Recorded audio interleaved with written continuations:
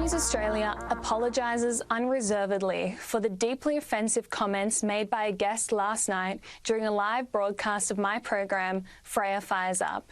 These remarks were wholly inappropriate and unacceptable and have no place on our network. Hello, welcome to Media Watch. I'm Linton Besser, and we open tonight with an abject apology from a darling of the Conservative press, whose live television show has today been abandoned, just 6 episodes in, after being promoted like this. Are you fired up and ready? Freya Leach is bringing the heat to Sky News Australia. Freya Leach was still at university when her outspoken Conservative opinions began making news. Then she was pre-selected by the Liberal Party and ran unsuccessfully for an inner Sydney seat before being propelled to minor celebrity by Sky News with regular TV spots. And on August 17, the network sat her behind her own desk, hosting a live national television program at just 22 years of age, promising viewers she would deliver no less than hand-to-hand combat. This is where you'll get heated debates from all sides. And when I say heated, I mean confrontational, controversial, robust, serious, the whole lot. And that's just the start of it. But last week, the only thing on fire was the reputation of the show, its host, and even the network. The guest responsible should never have appeared. We have begun an immediate review of our guest booking and vetting procedures to prevent this type of incident from occurring again. So, who was this guest responsible for Sky News spiralling into DEFCON 1 damage control?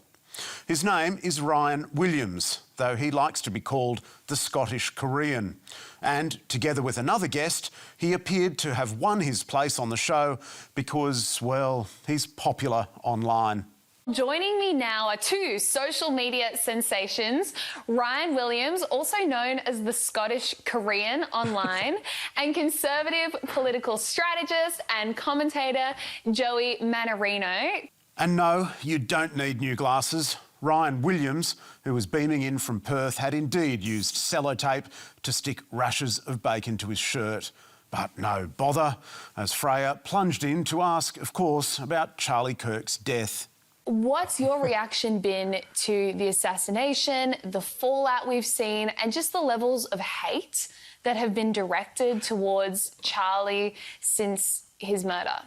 Now, ready yourself for Mr. Williams' answer, which was nothing short of an ambush. And a warning is appropriate, because with apologies, we're going to play the worst of it. And it really is repugnant. The reason I've got bacon on my shoulders is because the terrorists are a charming lot, and they threaten to behead me every single day. So a little bit of protection. I just have a very clear, simple message to Muslims, which is stop worshipping a pedo warlord who's the Bonnie Blue of the 7th century, sleeping with 30 Al Zoot men, who married a six-year-old and slept with a 9-year-old. And there's only one culture that pours acid on women's faces. There's only one culture that makes women cover their faces so other men don't rape them. Yes, live and beamed into lounge rooms around the country. To her credit, I suppose, Freya did at least attempt some amelioration. I think it's important to preface that by saying that the majority of Muslims don't support that. But also deemed it necessary to add her own little contribution to Mr. Williams' soliloquy.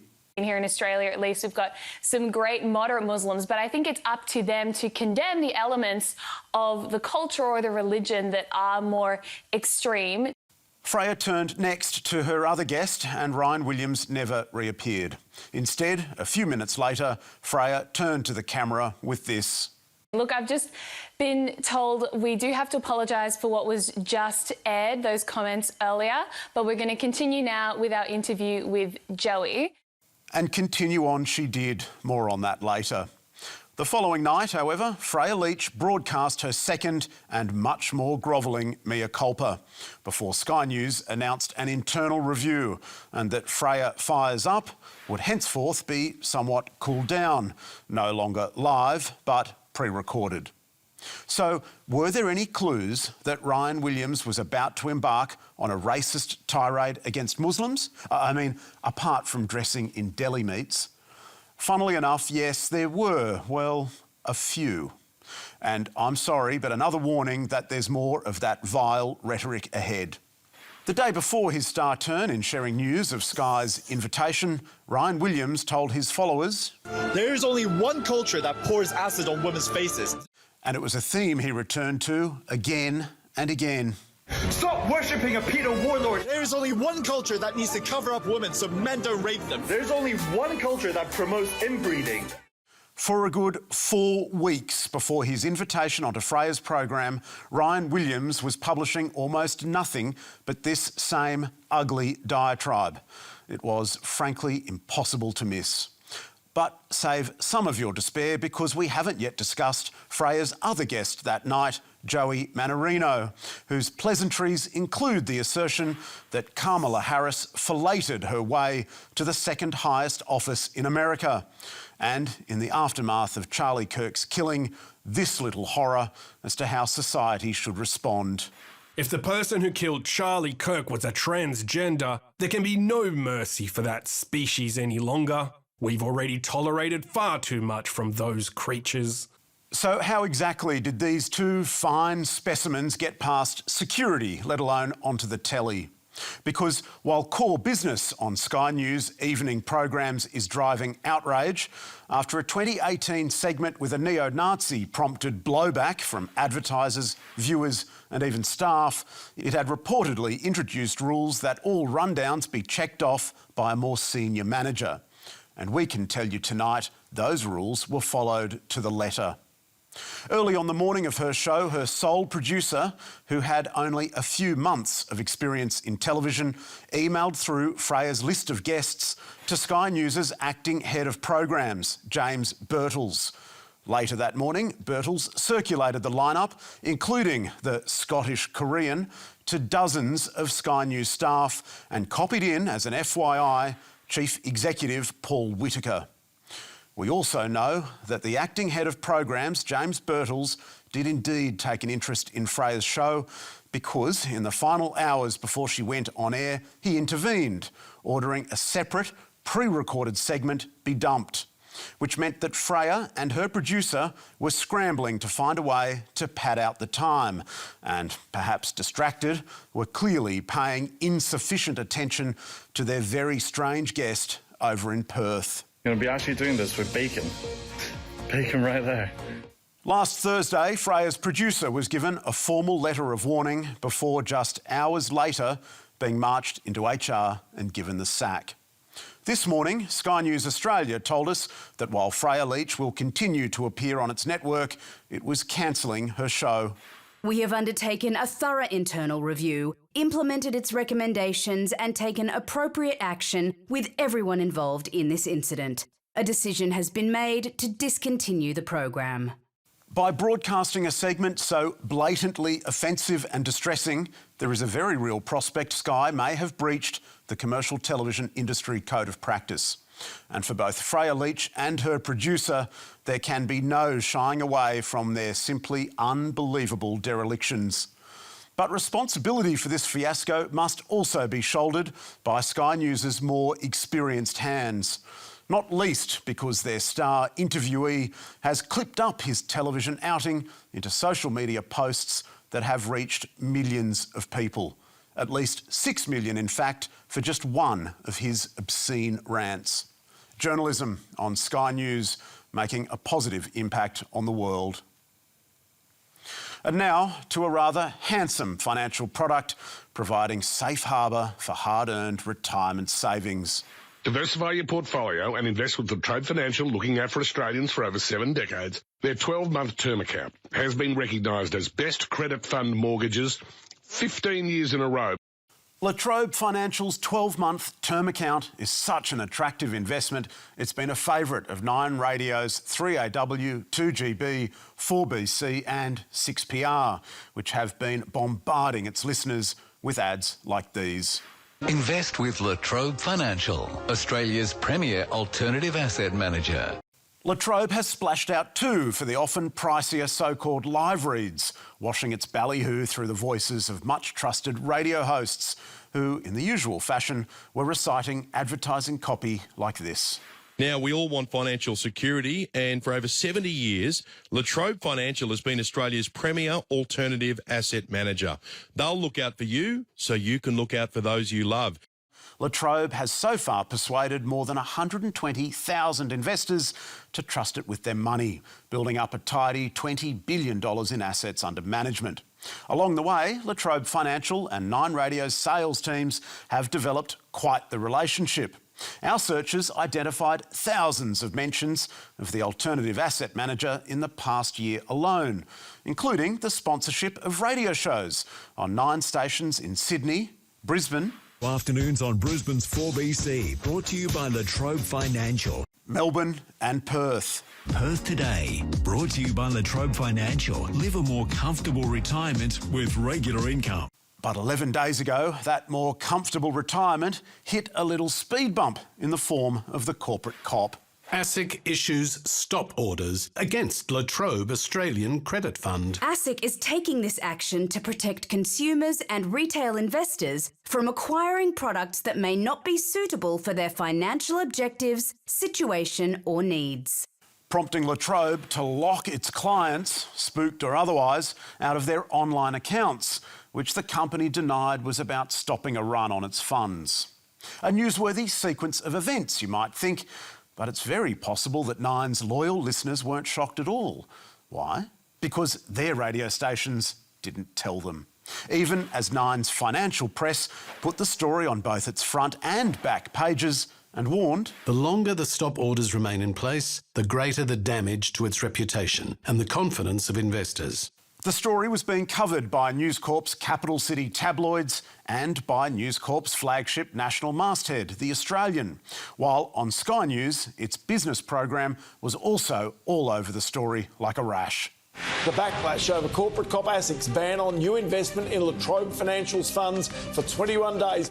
But as far as we can see, Nine Radio, having strafed its audiences for more than 12 months with thousands of ads and reads about the wonders of the company and its products, said not a word about the stop orders and not a word about Trobe locking out its investors online.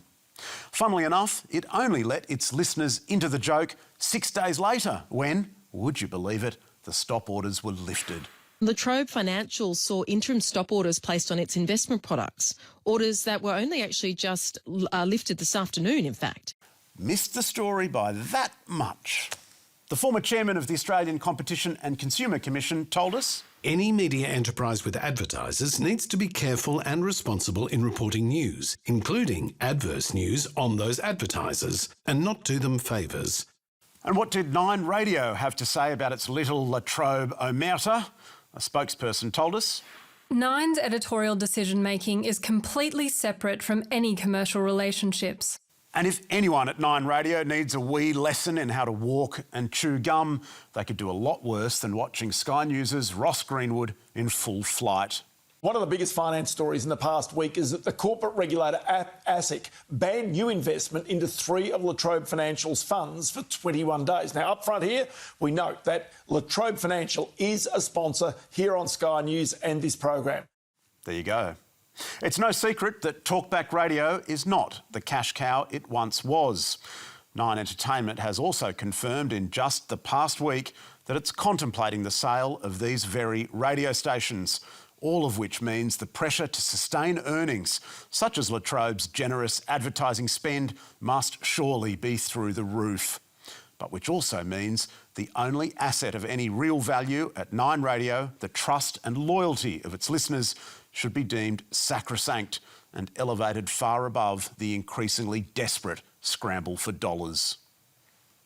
And now, some rather upsetting news, at least for our little team, which last week was scooped by our ABC stablemate and new Monday night neighbour. Hello there, welcome to Planet America. I'm John Barron. I'm Shazza Jadala. Like us, Planet America examined the purge of Charlie Kirk critics in the aftermath of his death. But unlike us, Planet America had actually tracked down victims of this mob justice. My job. I was just fired from my job. Did I realize that what I was saying in that video was going to lead to this? No. They fired me or they're getting rid of me because of my TikTok. I made some stupid comments about Charlie Kirk. I'm told that I am no longer employed at Microsoft. But the person in that last clip, who goes by the name Damien Slash, has a rather interesting back catalogue. 3 reasons why nuclear war is actually a good thing. Something a lot of guys don't realise is that you don't really need to breathe. This is what an oxygen fast is all about. In fact, as you might have twigged, Damien Slash was never fired from Microsoft because he never worked for the company in the first place. And his Instagram page should have provided a clue that, yes, the man is a satirist, which Planet America's rather sharp audience was quick to bring to its attention. Bro, the dude with the nose ring is a comedian? So much for journalism. But perhaps we're being a little unkind. After all, they did find 3 other victims of the witch hunt. Nah, just kidding. They got them all wrong. This tearful moment, for example, Did I realize that what I was saying in that video was actually published in July last year, more than 12 months before Charlie Kirk's death. While this post, I was just fired from my job, is 5 months old. And the person in this video, They fired me. has since published this little note at the top of her TikTok account. Look at the date of original vid. On Thursday, the ABC published an online correction, and during Friday's edition of the show, John Barron told viewers, The concerns over people being sacked for what is still legal free speech are real, but it turns out the illustration we gave was not, and we should have double-checked. As the real Planet America spins faster and faster these days, propelled by the whims of a capricious commander-in-chief, it surely behoves our Planet America to spin only so fast as it can manage without its facts flying off into outer space. And that's all from us tonight. Be sure to check us out on ABC iView as well as YouTube, Facebook and X. You can find full statements on our website. And don't forget to send us your tips. Oh, and stay tuned because coming up next is Planet America, which is not awkward at all.